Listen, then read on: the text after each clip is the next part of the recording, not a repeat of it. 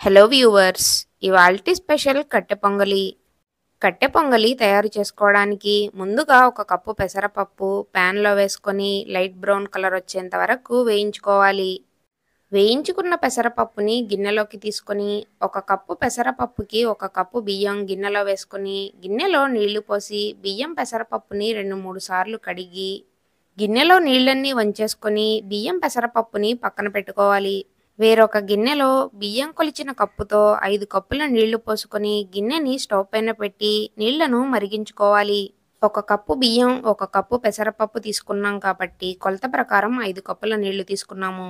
నీళ్లు బాగా మరిగిన తరువాత గిన్నెని స్టవ్ పై నుండి దించేసుకొని స్టవ్ పైన కుక్కర్ పెట్టుకొని కుక్కర్లో 3 స్పూన్ల నెయ్యి వేసి నెయ్యి వేడెక్కిన తరువాత అందులో 1 స్పూన్ జీలకర్ర, 1 ఎండుమిర్చి, 1 స్పూన్ మిరియాలు, 1 యాలుక, 1 స్పూన్ అల్లం తరుగు, కట్ చేసి పెట్టుకున్న 2 పచ్చిమిర్చి ముక్కలు, 10 జీడిపప్పులు వేసుకొని జీడిపప్పు బ్రౌన్ కలర్ వచ్చేంత వరకు వేగిన తరువాత అందులో 2 రెమ్మల కరివేపాకు, పావు స్పూన్ ఇంగువ వేసుకొని కరివేపాకు వేగిన తరువాత కుక్కర్లో కడిగి పెట్టుకున్న బియ్యం పెసరపప్పు వేసి గరిటెతో ఒకసారి కలుపుకోవాలి.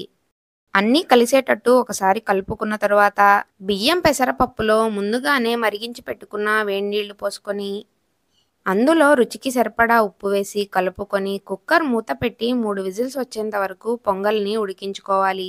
3 విజిల్స్ వచ్చి కుక్కర్ విజిల్ పూర్తిగా చల్లారిన తరువాత మూత తీసి చూస్తే కట్టె పొంగలి రెడీ అయిపోతుంది.